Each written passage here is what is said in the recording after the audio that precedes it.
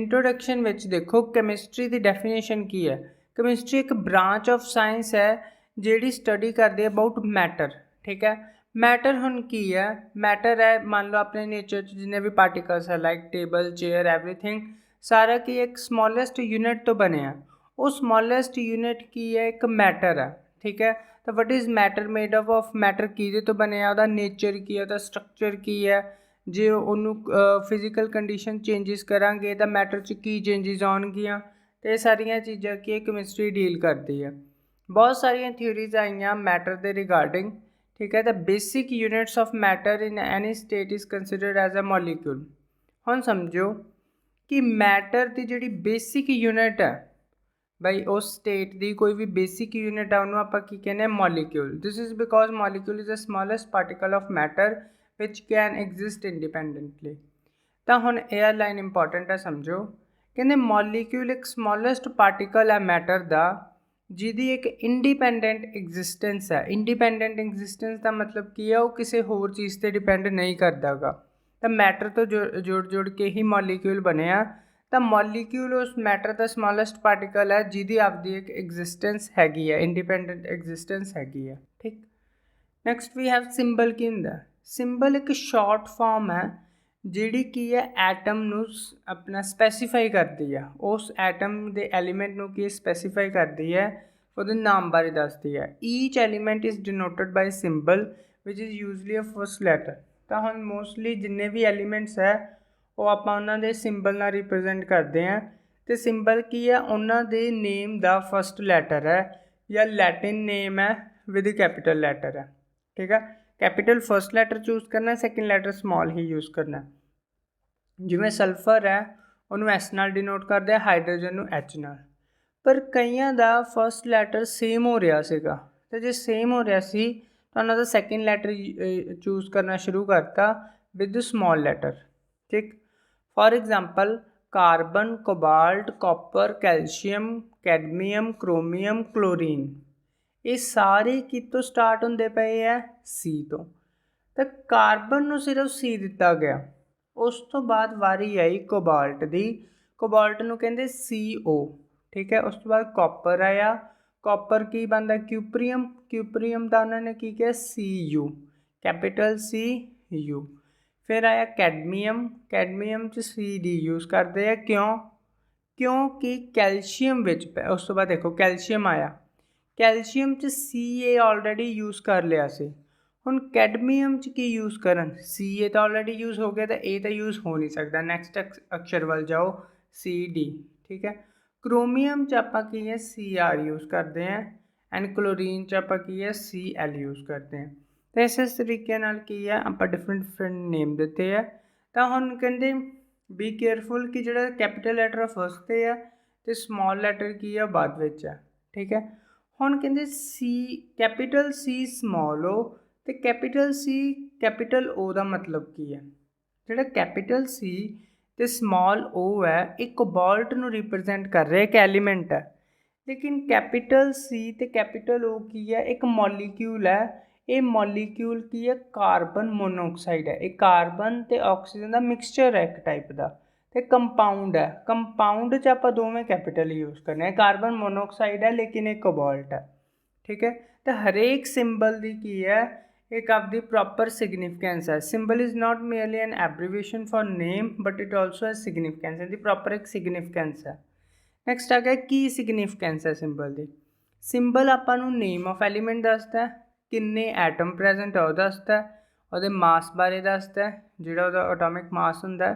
ਠੀਕ ਹੈ, for example nitrogen है। नाइट्रोजन का मतलब है N है, सॉरी N का मतलब है कि एलीमेंट नाइट्रोजन है। ये 1 एटम ऑफ नाइट्रोजन है, ये 14 ग्राम नाइट्रोजन है। तो जो वेट है वो 14 ग्राम का मतलब की है, ये एटॉमिक वेट है एलीमेंट का। ठीक है, next we have some other common symbols like magnesium, aluminium, calcium, chromium, manganese, cobalt. ਇਹ ਆਪਣਾ 118 ਐਲੀਮੈਂਟਸ ਹੈ ਟੋਟਲ। ਉਹਨਾਂ ਵਿੱਚੋਂ ਘੱਟੋ ਘੱਟ ਇੰਨੇ ਤਾਂ ਆਪਾਂ ਨੂੰ ਕਰਨੇ ਹੀ ਪੈਣਗੇ। ਇਹ ਸਾਰੀ ਕੈਮਿਸਟਰੀ 'ਚ ਯੂਜ਼ ਹੁੰਦੇ ਆ। Nickel, zinc, silver, barium, arsenic, platinum, uranium, lithium, germanium, hydrogen, nitrogen, oxygen, fluorine. ਬਾਕੀ ਕਈ ਤਾਂ 20 'ਚ ਹੀ ਆ ਜਾਂਦੇ ਆ। बहुत सारे की एक्स्ट्रा भी है, वो सारे आप याद करने हैं। ठीक, नैक्सट वी हैव वैलेंसी। हम समझते हैं कि वैलेंसी की हुंदा। अगर वैलेंसी की मैं गल करा तो वैलेंसी है, valency of an element is measure of the combining capacity with other. तो दूसरिਆਂ ਨਾਲ ਕਿੰਨੀ ਜਲਦੀ ਕੰਬਾਈਨ ਕਰਦਾ ਹੈ, ਕਿੰਨੀ ਆਪਣਾ ਕੰਬਾਈਨਿੰਗ ਕਪੈਸਿਟੀ ਕੀ ਉਹਨੂੰ ਆਪਾਂ ਵੈਲੈਂਸੀ ਕਹਿੰਦੇ ਆ। ਅਗਰ 올ਡ ਡੈਫੀਨੇਸ਼ਨ ਦੇ ਹਿਸਾਬ ਨਾਲ ਗੱਲ ਕਰਾਂ ਤਾਂ ਵੈਲੈਂਸੀ ਨੂੰ ਮੈਜਰ ਕੀਤਾ ਜਾਂਦਾ ਹਾਈਡਰੋਜਨ ਐਟਮਸ ਨਾਲ। ਕੋਈ ਆਪਦੇ ਨਾਲ ਕਿੰਨੇ ਹਾਈਡਰੋਜਨ ਐਟਮ ਅਟੈਚ ਕਰਦਾ ਹੈ ਜਾਂ ਕਿੰਨੇ ਆਕਸੀਜਨ ਐਟਮ ਅਟੈਚ ਕਰਦਾ ਹੈ, ਉਹਦੇ ਨਾਲ ਵੈਲੈਂਸੀ ਕੱਢਦੇ ਆ।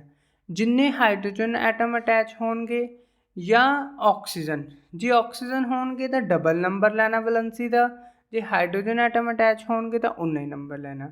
Since no other element has combining capacity less than that of hydrogen, so its valency is taken to be 1। ਤਾਂ ਹਾਈਡਰੋਜਨ ਦੀ ਕਿਸੇ ਵੀ ਐਲੀਮੈਂਟ ਦੀ ਵੈਲੈਂਸੀ ਹਾਈਡਰੋਜਨ ਦੇ ਜਾਂ ਤਾਂ ਇਕੁਅਲ ਹੈ ਜਾਂ ਉਦੋਂ ਆਪਣਾ ਉਸ ਤੋਂ ਜ਼ਿਆਦਾ ਹੀ ਹੈ, ਘੱਟ ਨਹੀਂ ਹੈਗੀ ਗੀ। ਤਾਈਓ ਜਿਹੜੀ ਵੈਲੈਂਸੀ ਹੈ ਉਹ in terms of hydrogen atom ਕੱਢੀ ਜਾਂਦੀ ਹੈ ਜਾਂ ਕੀ ਆ ਆਕਸੀਜਨ ਐਟਮ ਕੱਢੀ ਜਾਂਦੀ ਹੈ। ਠੀਕ, ਤਾਂ ਮਾਡਰਨ ਡੈਫੀਨੇਸ਼ਨ ਕੀ ਹੈ? ओल्ड ਡੈਫੀਨੇਸ਼ਨ ਦੇ ਹਿਸਾਬ ਨਾਲ ਇੱਕ ਦੀ एग्जांपल देख लेने हैं।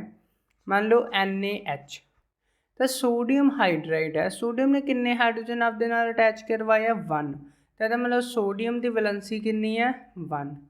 मैग्नीशियम ऑक्साइड, मैग्नीशियम ने आपदे किन्ने ऑक्सीजन अटैच करवाए है 2, सॉरी 1।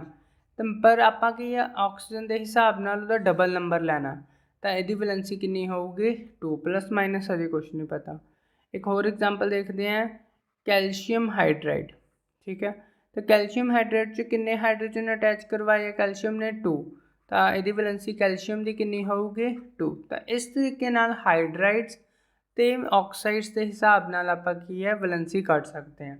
एक होर एग्जाम्पल CO2, कार्बन ने किन्ने ऑक्सीजन अटैच करवाया 2, तो 1 कार्बन ऑक्सीजन का 2 हुंदा, तो 2 × 2 4, तो कार्बन की कितनी वैलेंसी आ गई 4। तो इस तरीके नाल आपां ओल्ड वेज नाल आपां कढदे हुंदे सी वैलेंसी। न्यू वे की है, मॉडर्न डेफिनेशन की है वैलेंसी थी। मॉडर्न डेफिनेशन ये है कि कोई the number of electron that an atom lose gain और share during a chemical reaction it is called valency. Most important तो सब तो मीनस करैक्ट डेफिनेशन है वैलेंसी दी कि कोई भी किन्ने नंबर ऑफ इलेक्ट्रॉन्स कोई भी एटम लॉस करता है, गेन करता है या शेयर करता है, कदों ड्यूरिंग अ कैमिकल रिएक्शन, उन्होंने आपां की कहने हैं valency. Electron in the outermost shell is known as valence electron. तो इलैक्ट्रॉन के आउटर मोस्ट शैल विच जो भी होंगे वैलेंस इलैक्ट्रॉन होंगे, इन्हूं एग्जाम्पल नाल समझते हैं। मान लो लीथियम की एग्जाम्पल लेने हैं। लीथियम का एटॉमिक नंबर होंगे 3, तो टोटल आप 3 प्रोटोन है, न्यूक्लीयस है, 3 इलैक्ट्रॉन है, 1 2 ते 3। हुण समझो ध्यान नाल, आउटर मोस्ट शैल विच किन्ने इलैक्ट्रॉन है 1 इलैक्ट्रॉन है, तो आउटर मोस्ट शैल के इलैक्ट्रॉन्स नूं आपां की कहने वैलेंस इलैक्ट्रॉन। तो वैलेंस इलैक्ट्रॉन किन्ने है टोटल 1। ठीक है, उस तो बाद आ गया हुण इहदी जिहड़ी सैकेंड शैल च 8 इलैक्ट्रॉन होने चाहिए है, या तो 7 इलैक्ट्रॉन गेन करे या 1 इलैक्ट्रॉन लॉस करे। तो 1 इलैक्ट्रॉन लॉस करना ईजी है, तो इस एटम ने किन्ने इलैक्ट्रॉन लॉस किए 1 इलैक्ट्रॉन लॉस किया, तो यदि वैलेंसी कितनी होगी 1। बाकी आप देखेंगे प्लस होगी कि माइनस होगी, पर यदि वैलेंसी 1 होगी। ठीक, next we have an atom contain electron proton neutron, each electron has 1 unit negative charge and proton 1 unit positive charge, neutron has no charge.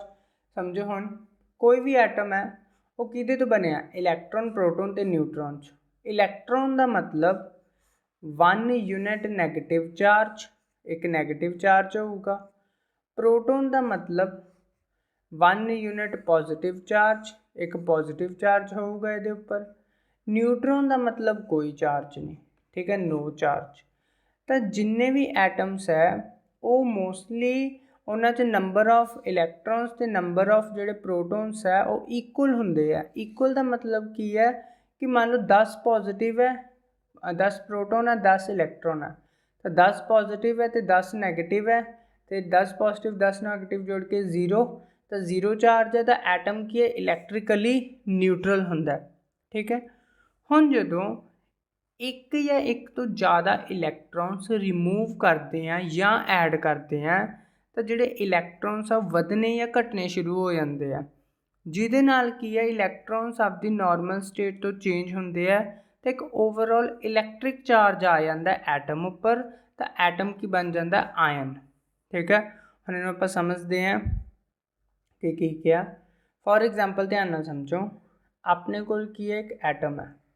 ठीक है, ਇਹਦੇ 'ਚ ਇਹਦਾ ਨਿਊਕਲੀਅਸ ਹੈ, ਮੰਨ ਲਓ ਇਹ ਹੈਗਾ ਲਿਥੀਅਮ ਬੈਰੀਲੀਅਮ ਬੋਰੋਨ 5 ਪ੍ਰੋਟੋਨ, ਤਾਂ 5 ਪ੍ਰੋਟੋਨ ਤੇ 5 ਇਲੈਕਟ੍ਰੋਨ। ठीक है, 1 2 3 4, ठीक है 1 2 3 4 5। ਹੁਣ ਸਮਝੋ ਧਿਆਨ ਨਾਲ, ਇਹਦੇ 'ਚ 5 ਪ੍ਰੋਟੋਨ ਸੀ ਤੇ 5 ਹੀ ਇਲੈਕਟ੍ਰੋਨ ਸੀ। 5 ਪੋਜ਼ਿਟਿਵ ਚਾਰਜ ਸੀ, 5 ਨੈਗੇਟਿਵ ਚਾਰਜ ਸੀ। ਇਹਨੇ ਕੀ ਕੀਤਾ, अपना पॉजिटिव तो नैगेटिव है तो टोटल चार्ज की है 0। ठीक है, हुण देखो मान लो इन्हें एक इलैक्ट्रॉन छड्डता, आप दोवें कंडीशनस देखांगे, कोई भी एटम हो सकता है। मान लो इन्हें एक इलैक्ट्रॉन, ओहो वेट कितने समझाना, 5 प्रोटॉन 1 2 3 ओके। हम 5 प्रोटोन है, 5 पॉजिटिव चार्ज है, 5 इलैक्ट्रॉन है, 5 नैगेटिव चार्ज है। ठीक है, तो टोटल चार्ज कितना आ गया 0। मान लो इन्हें एक इलैक्ट्रॉन गेन कर लिया, तो हम एक इलैक्ट्रॉन गेन करने नाल इहदे कोल 6 प्रोटोन तो 5 ही रहने, तो प्रोटोन इहदे जिहड़े आ पॉजिटिव चार्ज है 5 प्रोटोन ही रहणगे, पर हुण इलैक्ट्रॉन किन्ने हो गए 1 2 3 4 5। ठीक है, 6 इलैक्ट्रॉन हो गए। हम 5 पॉजिटिव चार्ज है तो 6 नैगेटिव चार्ज है, तो ओवरऑल ये चार्ज कितना आ गया -1। मान लो कि इन्हें होर इलैक्ट्रॉन गेन कर लिया, तो होर इलैक्ट्रॉन गेन करने नाल की होया, हुण इत्ते 5 तो पॉजिटिव है, 7 नैगेटिव हो गए, तो जिहदे करके 2 नैगेटिव, तो हुण की बनी जाता एक नैगेटिव आयन बनी जाता है। ठीक है, बोरोन जिहड़ा पहला सिंपल सी वो हुण की है आयन बनी जाता है बाय गेनिंग द इलैक्ट्रॉन। तो ये हुण गेन इलैक्ट्रॉन किते तो नैगेटिव चार्ज वध रहा, जिन्ना नैगेटिव चार्ज वधूगा उन्नी उहदे ते की है पावर आऊगी, उन्नी उहदी वैलेंसी आऊगी। हुण आपां दूसरी सिचुएशन देखते हैं कि मान लो इन्हें इलैक्ट्रॉन गेन नहीं किते, एक लॉस करवाता, तो हुण जदों लॉस करवाया एक इलैक्ट्रॉन छड्डिया, तो हुण इत्ते पॉजिटिव चार्ज कितना है 5 प्रोटोन है, 5 पॉजिटिव, इलैक्ट्रॉन कितने 1 2 3 4, तो इलैक्ट्रॉन्स है ये 4 इलैक्ट्रॉन्स 4 नैगेटिव, 5 पॉजिटिव तो 4 नैगेटिव की बन गया 1 की है पॉजिटिव है, तो हुण जिहड़ा बोरोन है वो बन गया B पॉजिटिव। तो पॉजिटिव का मतलब की है कि प्रोटोन ज़्यादा है इलैक्ट्रॉन घट है, जिन्ने प्रोटोन ज़्यादा होणगे इलैक्ट्रॉन नालों उन्ना उहदे ते की है चार्ज आ जाऊगा। ठीक है, तो इस हिसाब नाल की आपां वैलेंसी नूं कैलकुलेट करांगे। अगर इन्हें एक होर छड्डता, मान लो एक होर छड्डण नाल की होऊगा, हुण इहदे कोल किन्ने रह गए, हुण इहदे कोल 5 पॉजिटिव है तो 3 नैगेटिव है, तो इहदे आ गया 2, तो 2 पॉजिटिव ज़्यादा है, तो हुण बोरोन की बन जाऊगा 2 पॉजिटिव, तो इहदी वैलेंसी 2। ठीक है, तो हुण की बन जाते आयन। तो हुण आयन की है, आयन एक पॉजिटिवली या नैगेटिवली चार्ज एटम ही है, सारे आयन है, ये पॉजिटिवली या नैगेटिवली चार्ज एटम ही है। ये कदों बनता है, ये उदों बनता है जदों ता एटम लॉस करे या गेन करे इलैक्ट्रॉन्स नूं। ठीक है, या ग्रुप ऑफ एटम्स भी हो सकते हैं, ये तो मैं कल्ला एटम लिया, ग्रुप ऑफ एटम्स भी हो सकते हैं। तो आयन उदों बनता है, आयन पॉजिटिवली या नैगेटिवली चार्ज होंदा है, कदों बनता है या तो लॉस करे इलैक्ट्रॉन नूं, लॉस इलैक्ट्रॉन नूं करूगा तो ये पॉजिटिव चार्ज आऊगा, पॉजिटिव आयन बनूगा। जो इलैक्ट्रॉन नूं गेन करवाऊगा जो नैगेटिविटी ज़्यादा आऊगी, तो ये की है नैगेटिवली चार्ज आयन बनूगा। ठीक, हुण समझते हैं कि आपां नूं किवें पता लगूगा कि एटम लॉस करूगा इलैक्ट्रॉन के गेन करूगा इलैक्ट्रॉन। तो ये डिपेंड करता है स्टेबिलिटी ते। हुण स्टेबिलिटी का कंसैप्ट की है, स्टेबिलिटी का कंसैप्ट ये है कि या तो उहदा ऑक्टेट या उहदा डुपलेट कंप्लीट होना चाहिए। आप मोस्टली ऑक्टेट ही कंप्लीट करवाने हैं, तो जो लास्ट शैल है उस लास्ट शैल में 8 इलैक्ट्रॉन्स पूरे होने चाहिए है, ਤਾਂ ਕੀ ਹੈ ਉਹ ਕੀ ਹੈ ਉਸ ਹਿਸਾਬ ਨਾਲ ਪਤਾ ਲੱਗਦਾ ਹੈ ਕਿ ਉਹ ਐਟਮ ਇਲੈਕਟ੍ਰੋਨ ਗੇਨ ਕਰੂਗਾ ਕਿ ਲॉस ਕਰੂਗਾ। ਫੋਰ ਐਗਜ਼ਾਮਪਲ ਮੇਰੇ ਕੋਲ ਕੋਈ ਐਟਮ ਹੈ, ਮੰਨ ਲਓ ਇਹ 'ਚ ਕਿੰਨੇ 7 ਪ੍ਰੋਟੋਨ ਹੈ, 7 ਪ੍ਰੋਟੋਨ ਹੈ ਅਤੇ 7 ਇਲੈਕਟ੍ਰੋਨ 1 2 3 4 5 6 7। ਹੁਣ ਸਮਝੋ ਲਾਸਟ ਸ਼ੈਲ ਵਿੱਚ ਕਿੰਨੇ ਇਲੈਕਟ੍ਰੋਨ ਹੈ 1 2 3 4 5, ਤਾਂ 5 ਇਲੈਕਟ੍ਰੋਨ ਹੈ ਲਾਸਟ ਸ਼ੈਲ 'ਚ। ਤਾਂ ਜਾਂ ਤਾਂ ਕੀ ਹੈ ਇਹ 3 ਇਲੈਕਟ੍ਰੋਨ ਕੀ ਹੈ ਗੇਨ ਕਰੂਗਾ ਜਾਂ ਆਪਣਾ 5 ਇਲੈਕਟ੍ਰੋਨ ਡੋਨੇਟ ਕਰੂਗਾ। ਤਾਂ ਇਹ ਕੀ ਹੈ 3 ਇਲੈਕਟ੍ਰੋਨ ਗੇਨ ਕਰਨਾ ਈਜ਼ਲੀ ਹੈ, ਤਾਂ ਇਹ 3 ਇਲੈਕਟ੍ਰੋਨ ਜਦੋਂ ਗੇਨ ਕਰੂਗਾ ਤਾਂ ਇਹ 'ਤੇ ਕਿੰਨਾ ਚਾਰਜ ਆ ਜਾਊਗਾ -3 ਦਾ, ਠੀਕ ਹੈ, ਨਾਈਟ੍ਰੋਜਨ -3। ਹੁਣ ਇਹਨਾਂ ਦੀ ਗੱਲ ਸਮਝਦੇ ਹਾਂ। ਫੋਰ ਐਗਜ਼ਾਮਪਲ ਸੋਡੀਅਮ ਹੈ, ਸੋਡੀਅਮ ਦੇ ਸੋਡੀਅਮ 'ਚ ਟੋਟਲ 11 ਇਲੈਕਟ੍ਰੋਨ ਹੈ 1 2 3 4 5 6 7 8 9 10 ਅਤੇ 1 11। ਹੁਣ ਦੇਖੋ ਲਾਸਟ ਸ਼ੈਲ ਵਿੱਚ ਜਾਂ ਤਾਂ 7 ਇਲੈਕਟ੍ਰੋਨ ਗੇਨ ਕਰੇ ਜਾਂ 1 ਇਲੈਕਟ੍ਰੋਨ ਛੱਡੇ, ਅਤੇ ਇਹਦੇ ਲਈ ਈਜ਼ੀ ਕੀ ਹੈ 1 ਇਲੈਕਟ੍ਰੋਨ ਛੱਡਣਾ।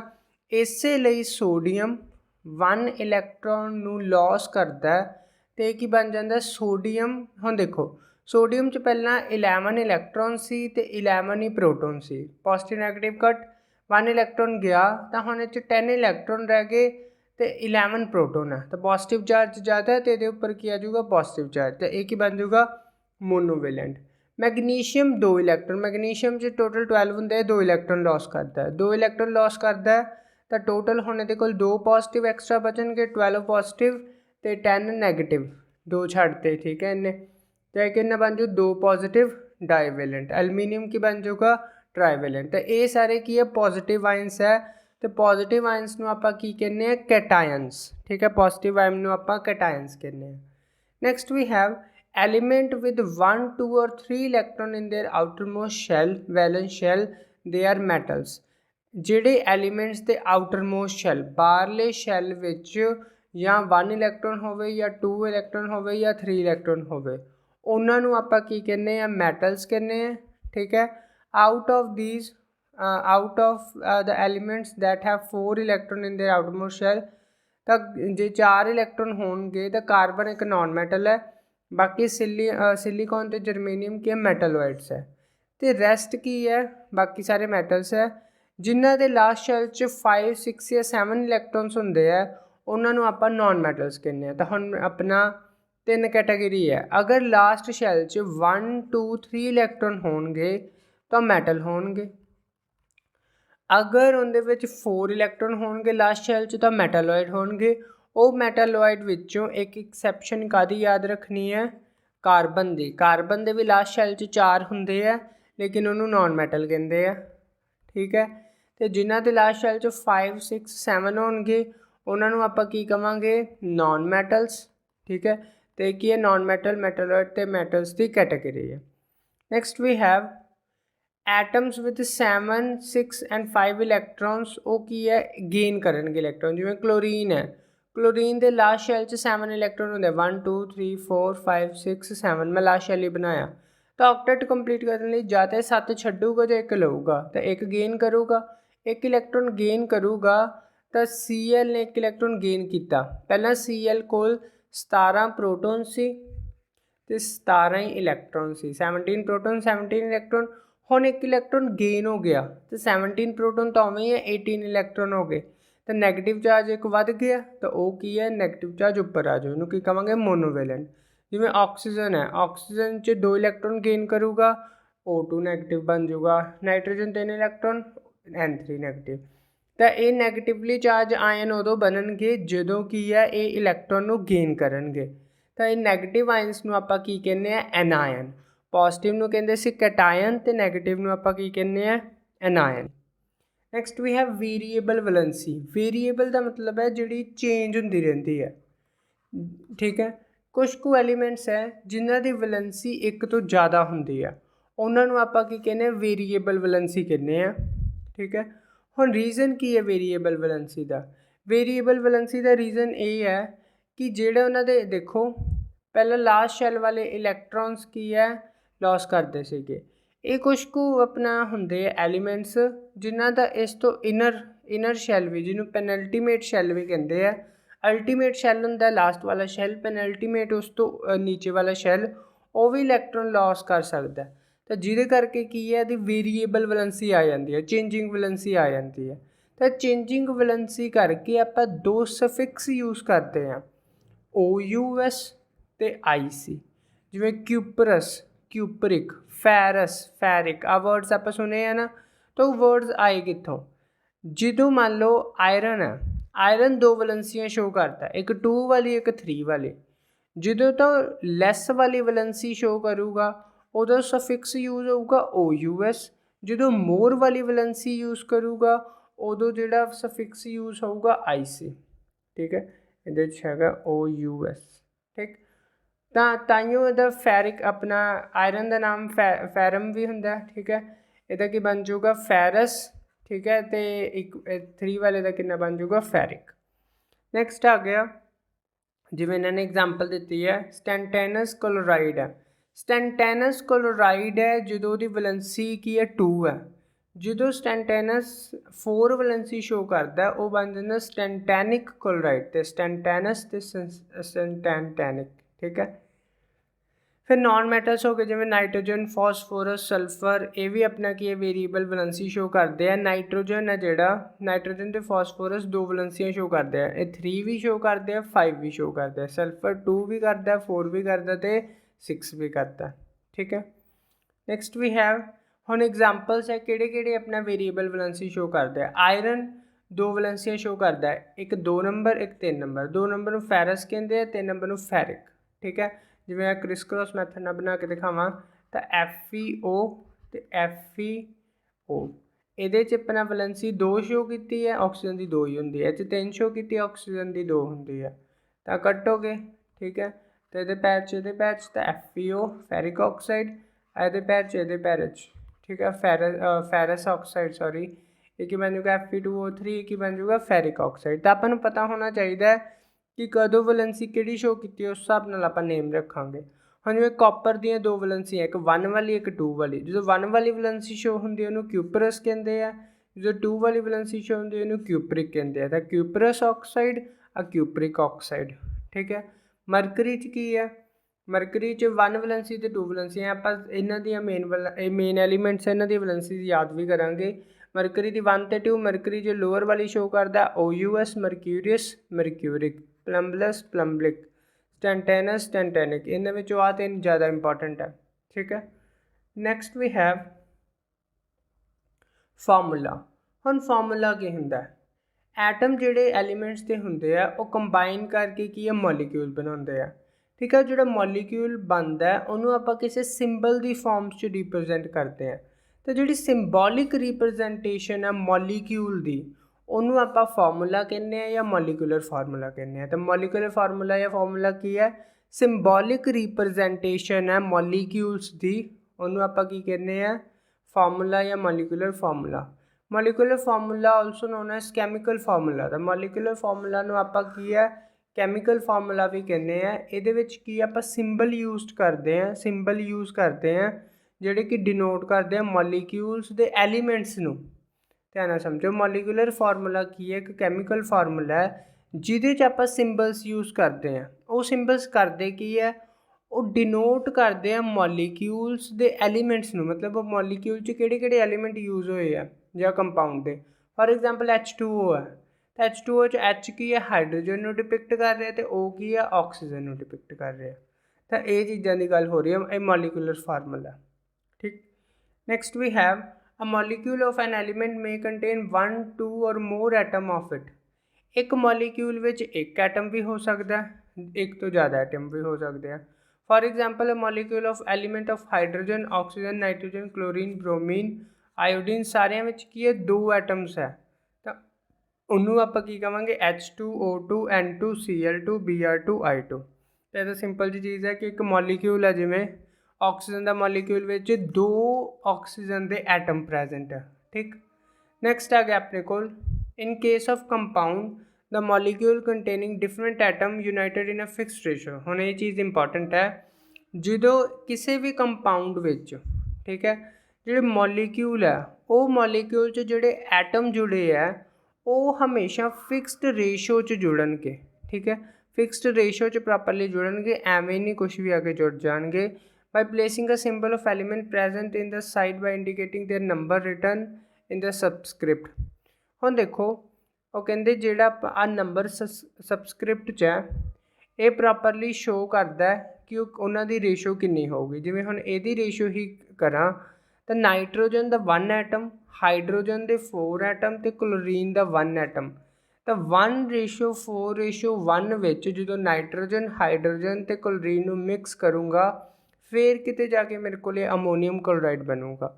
ਤਾਂ ਅਮੋਨੀਅਮ ਕਲੋਰਾਈਡ ਰਿਪਰੈਜ਼ੈਂਟ ਕਰ ਰਿਹਾ ਕਿ ਇਹ 'ਚ ਇੱਕ ਮੋਲੀਕਿਊਲ ਹੈ, ਇਹ ਪੂਰਾ ਇੱਕ ਮੋਲੀਕਿਊਲ ਹੈ ਅਮੋਨੀਅਮ ਕਲੋਰਾਈਡ ਦਾ, ਜਿਹਦੇ 'ਚ ਇੱਕ ਐਟਮ ਹੈ ਨਾਈਟ੍ਰੋਜਨ ਦਾ, 4 ਐਟਮ ਹੈ ਹਾਈਡਰੋਜਨ ਦੇ ਅਤੇ 1 ਐਟਮ ਹੈ ਕਲੋਰੀਨ ਦਾ। ਅਗਰ ਕੱਲ੍ਹ ਨੂੰ ਆਪਾਂ ਕੀ ਕੀਤਾ ਕਿ ਆਪਾਂ 2 ਹੀ ਹਾਈਡਰੋਜਨ ਪਾਏ ਤਾਂ 2 ਹਾਈਡਰੋਜਨ ਪਾਉਣ ਨਾਲ ਅਮੋਨੀਅਮ ਕਲੋਰਾਈਡ ਫਾਰਮ ਨਹੀਂ ਹੋਊਗਾ।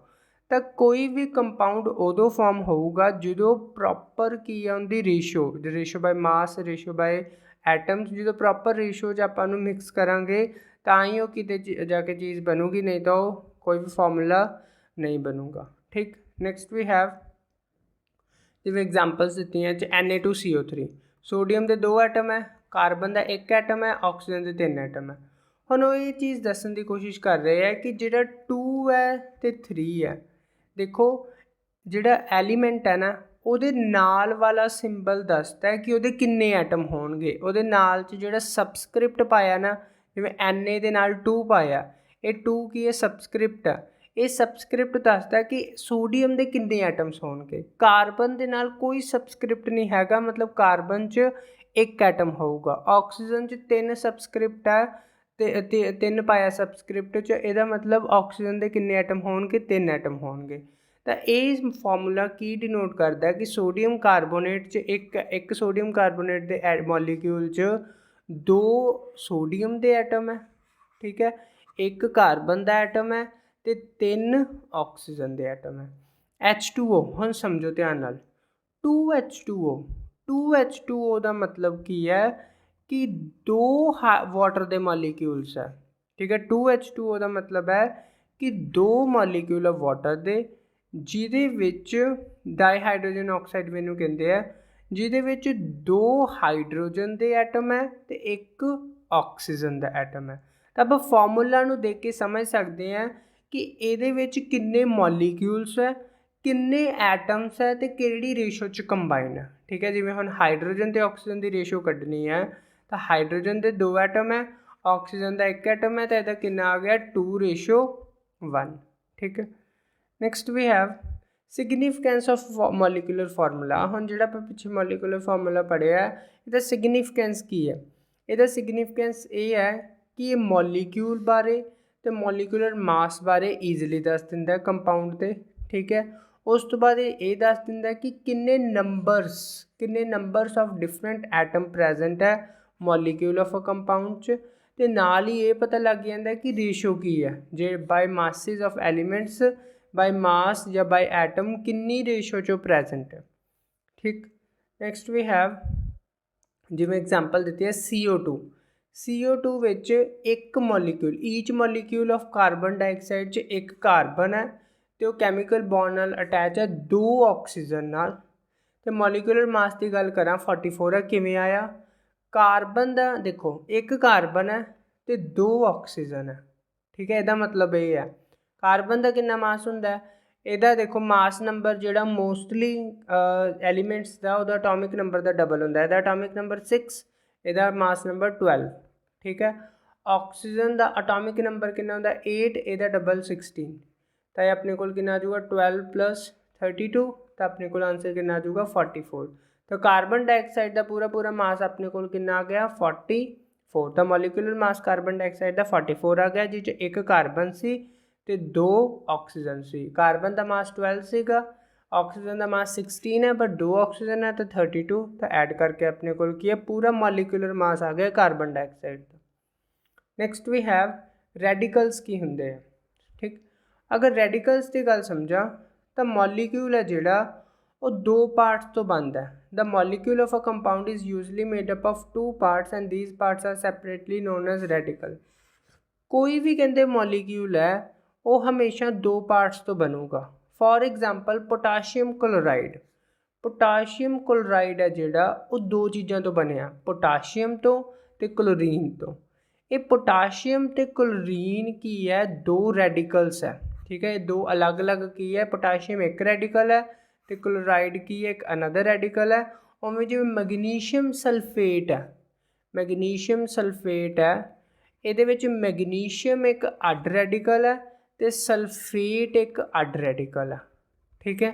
ਤਾਂ ਰੈਡੀਕਲਸ ਮੋਸਟਲੀ ਜਿੰਨੇ ਵੀ ਆਪਣਾ ਕੰਪਾਊਂਡਸ ਹੈ, ਸਾਰੇ ਕੰਪਾਊਂਡਸ ਹੈ, ਉਹ ਕੀ ਹੈ, ਦੋ ਰੈਡੀਕਲਸ ਤੋਂ ਬਣੇ ਹੁੰਦੇ ਆ। ਤਾਂ ਹੁਣ ਦੋ ਰੈਡੀਕਲਸ ਕਿਹੜੇ ਕਿਹੜੇ ਆ, ਨਾਮ ਕੀ ਹੈ ਉਹਨਾਂ ਦੇ, ਆਪਾਂ ਸਾਰਾ ਕੁਝ ਦੇਖਦੇ ਹਾਂ। ਤਾਂ ਰੈਡੀਕਲ ਹੁੰਦਾ ਕੀ ਹੈ, ਰੈਡੀਕਲ ਇੱਕ ਐਟਮ ਹੈ ਜਾਂ ਗਰੁੱਪ ਆਫ ਐਟਮ ਹੈ। ਫॉर एग्जांपल मैग्नीशियम सल्फेट अगर मैं ध्यान नाल देखा, मैग्नीशियम सल्फेट च एक मैग्नीशियम है 2 पॉजिटिव तो SO4 2 नैगेटिव, ये तो बने है। अगे जाके देखांगे, सारा कुछ रीड करांगे। तो ये एक एटम है, ये ग्रुप ऑफ एटम है। ग्रुप ऑफ एटम मतलब एक सल्फर है तो 4 ऑक्सीजन है, इनू ग्रुप ऑफ एटम कहते हैं। ये भी एक रैडिकल है, ये भी एक रैडिकल है। तो रैडिकल एक एटम है या ग्रुप ऑफ एटम्स है, वो सेम भी हो सकते हैं तो डिफरेंट एलीमेंट्स के भी हो सकते हैं, पर वो एक behave like a single unit, तो एक ही यूनिट की तरह बिहेव करते हैं। और उन्होंने पॉजिटिव चार्ज भी हो सकता है या नैगेटिव चार्ज भी हो सकता है। तो रैडिकल की अगर सिंपली गल करा तो radical is called simple radical when an atom only like sodium and magnesium. Simple radical का मतलब की है कि इक्को एलीमेंट ते कोई चार्ज होवे, जिवें सोडियम ते कोई चार्ज है, मैग्नीशियम ते कोई चार्ज है, ये सिंपल रैडिकल है। कंपाउंड रैडिकल्स किहड़े हुंदे आ, कंपाउंड रैडिकल्स हुंदे आ जिन्हां च एक एलीमेंट ना होवे, एक तो ज़्यादा एलीमेंट्स आपस में जुड़े होण ते उन्हां ते कोई चार्ज भी होवे। जिवें सल्फेट, सल्फेट च एक सल्फर है, 4 ऑक्सीजन है ते 2 नैगेटिव चार्ज भी है। तो एक सल्फर तो बने 4 ऑक्सीजन तो बने, ये पूरा का पूरा आयन, इनू ਜਾਂ पूरे ਦੇ पूरे रैडिकल ਨੂੰ ਆਪਾਂ कंपाउंड रैडिकल ਕਵਾਂਗੇ ਤੇ सोडियम ਨੂੰ ਆਪਾਂ ਕੀ ਹੈ, ਸਿੰਪਲ रैडिकल। मान लो O2 ਨੈਗੇਟਿਵ है, ਹੁਣ ਇਹ ਸਿੰਪਲ रैडिकल है कि कंपाउंड रैडिकल है, तो ये सिंपल रैडिकल है। ਹੁਣ ਇਹਦਾ मतलब ਇਹ नहीं सोचन लग जाना कि ਜਿਹਦੇ ਤੇ ਨੈਗੇਟਿਵ ਚਾਰਜ ਉਹ कंपाउंड, ਜਿਹਦੇ ਤੇ पॉजिटिव चार्ज ਉਹ सिंपल।